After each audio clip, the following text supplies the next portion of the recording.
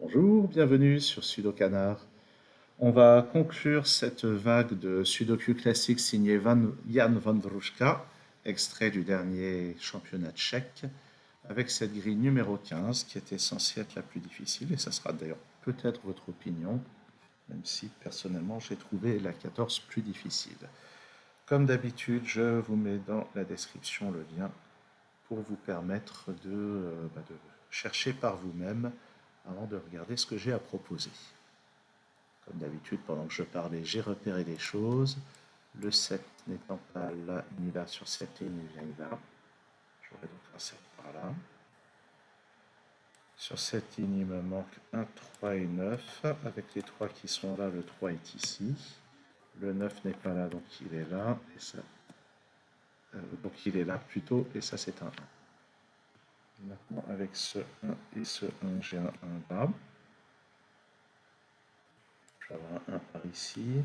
Notez que sur cette ligne, le 1 sera là ou là. Il me manque 1, 2, 3, 7. Ah bah voilà, 2, 3, 7, le 1 est là. Donc ça c'est 2, 3 et 7, mais là j'ai 3 et 7, donc ça c'est un 2.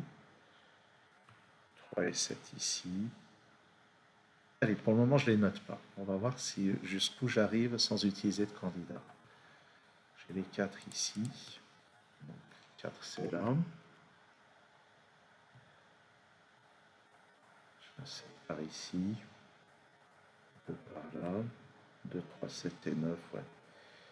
8, je vais avoir un 8 par ici. 1, je vais avoir un 1 par là. Ah tiens, j'ai 4, 6 ici qui regardent. Ça me permet de placer ce 6.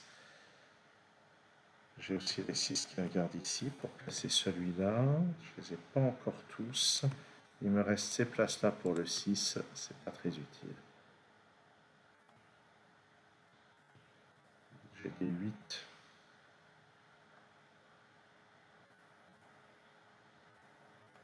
J'ai les 8 ici. Je peux rien faire de mieux avec les 8. Le 3. Voilà. Les 7 par là. Oui, ça c'est 3 et 7.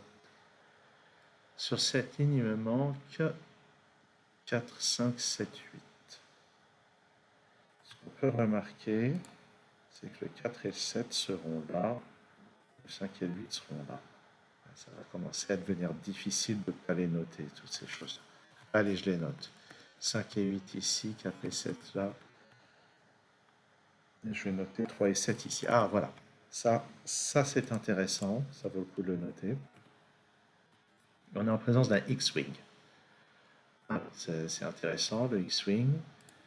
Ce que ça nous dit, c'est que on a repéré sur ces deux lignes les endroits où se trouve le 7. Ok. Donc on a repéré globalement deux occurrences du 7 sur ces deux lignes, mais ce sont aussi deux occurrences du 7 sur ces deux colonnes. Ce qui se passe, c'est que les 7 vont être là et là, ou bien là et là. Et dans les deux cas, sur cette colonne, le 7 va être ici ou là, et sur cette colonne, le 7 va être ici ou là. C'est-à-dire que si j'ai deux 7 au croisement de deux lignes et de deux colonnes, c'est à la fois les deux 7 des deux lignes et les deux 7 des deux colonnes. Et alors, pourquoi est-ce que c'est intéressant? Ça veut dire que le 7 ne peut pas être là ni là. Puisque je sais que sur cette colonne, le 7 est ici, et sur cette colonne, le 7 est ici. Par conséquent, j'ai éliminé le 7 de ces deux cases, je l'élimine aussi de celle-ci, ça me permet de placer le 7 là. C'est cool. Enfin, moi, je trouve. Après, on va quand même reconnaître que c'est d'une utilité modérée pour le moment. J'ai l'impression que ça me donne beaucoup plus dans les médias. Par exemple, ce qui est beaucoup plus utile, probablement, c'est de placer le 2 ici. Parce qu'avec ce 2 et ce 2, je vais pouvoir placer celui-là.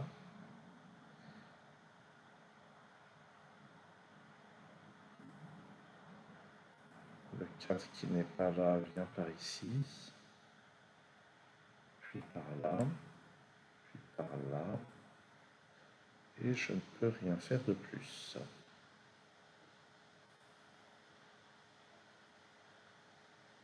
Tout ça, c'est 4, 5, 8, 9. Le 8 est par là. Et par là. Ouais. Bon, je crois qu'il va falloir écrire plus de candidats. Donc 4, 5, 8, 9, ça c'est parmi 5, 8 et 9. Ici, 3, 5, 8, 9. Pardon, 3, 5, 8, 7. Ça. Alors, je vais y aller bourrinement. 3, 5, 7, 8. J'élimine le 7 de ces deux cases, le 3 de ces deux-là, le 8 de ces deux-là. 3, 5, 8, 9, 4. 3, 4, 5, 8, 9. Là, j'ai 5, 8, 9. Donc ça, c'est 3 ou 4. Et ça, c'est parmi 3, 4, 9. Dans cette colonne, c'est 1, 5. Oh, mais quel bourrin, je mets les choses dans tous les sens alors qu'il y a un 1 ici. Maintenant, ça, c'est effectivement 5 ou 8, ce qui est déjà pas mal. Là-dedans, c'est 3, 4, 6, 9. Je vais juste noter ici 3, 4 ou 6, et je suis en train vraiment de noter certainement beaucoup trop de choses. Dans ces deux cases, c'est 3 et 9. 3, 5, 8, 9, j'ai besoin d'un 1. Ça, c'est 1, 3, 5 et 9. 5 et 9, donc ça c'est 5 ou 9. Ça, 1, 5, 9. Là j'ai déjà 1 et 5, donc ça c'est 3 ou 9. Et là j'ai bien peur qu'il me reste les 4 candidats, donc je ne vais pas les noter. Dans cette colonne il me manque 5, 8 et 9, donc ça c'est 5 ou 9. 5, 8, 9. Là-dedans c'est 2. Oh mais le 2 qui vient là. Dès que je commence à bourriner, je rate des déductions vraiment simples. C'est pour ça que je ne suis pas toujours très efficace dans ce genre de vidéo. Ça, c'est 5 ou 9. J'ai besoin d'un 6 sur cette ligne. Je ne l'ai pas.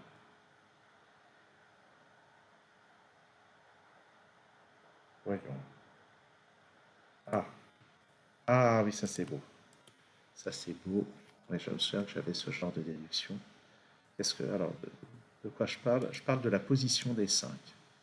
On est en présence de ce qu'on appelle un skyscraper. Et il me semble que Yann avait vraiment fait en sorte de créer un skyscraper. Alors, qu'est-ce que c'est que le skyscraper? J'ai assez souvent eu l'occasion d'en parler dans les parties pédagogiques.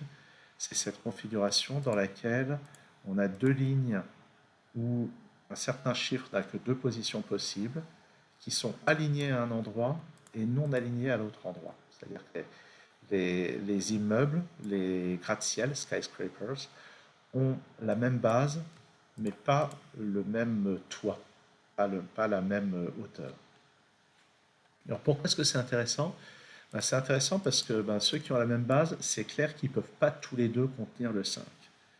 Je crois que c'est ce qu'on appelle un lien faible dans la théorie du sudoku. Le fait qu'il y a un événement qui forcément est excluant, il ne peut pas être dans les deux à la fois. Si ça se trouve, il est dans aucun des deux. Si ça se trouve, le 5 est là. Mais ce qui est sûr, c'est qu'il ne peut pas y avoir le 5 à la fois là et là. Ce qui veut dire qu'il y a au moins un des deux toits qui contient le 5.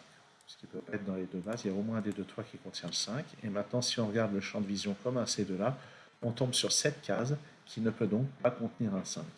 Si celle-ci contenait un 5, ça obligeait le 5 à être à la fois dans les deux bases. Donc ça, c'est pas un 5, c'est un 8. Et ça place le 5 ici. Ce qui fait une déduction assez sympa. Et en plus, maintenant avec ce 5 et ce 9, ça c'est un 1. Je vais retirer la couleur parce que ça va me déconcentrer. Et on y retourne. Là-dedans, il me manque 3, 5 et 6. Là, j'ai un 6. Là, j'ai un 5.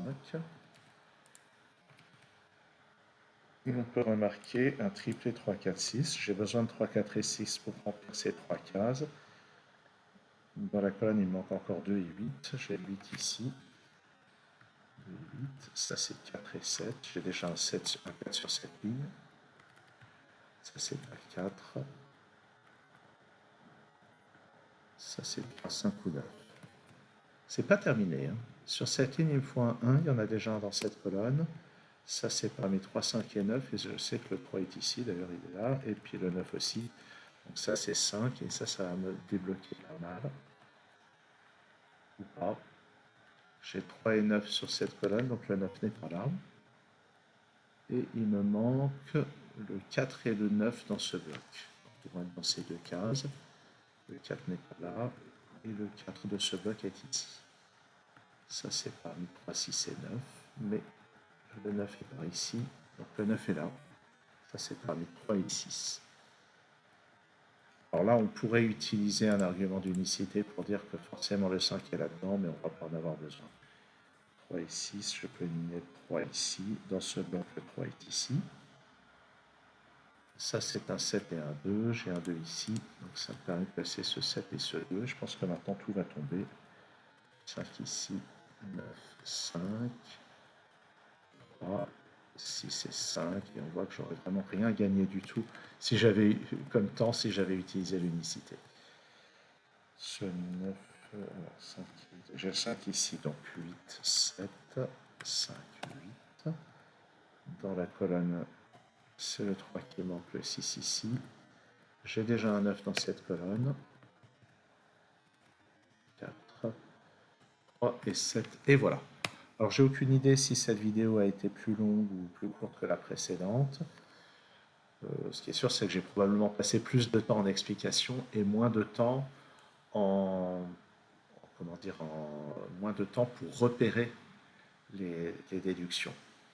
C'est-à-dire que la configuration, le X-Wing du début, encore une fois, je ne sais pas si on avait véritablement besoin, mais surtout le Skyscraper, le Skyscraper, c'était vraiment le moment clé qui a permis de débloquer toute la fin. Ça, c'est une chose que je repère assez bien avec mon entraînement de toutes ces années. Eh bien, j'espère que cette série de vidéos sur les sudoku classiques de Jan Wondrushka vous ont intéressé. Je trouve que c'était des grilles qui étaient très agréables à résoudre, c'est vraiment ça que j'espère dans un concours sur des sudoku classiques. Merci d'avoir suivi cette vidéo. À très bientôt sur Sudokana.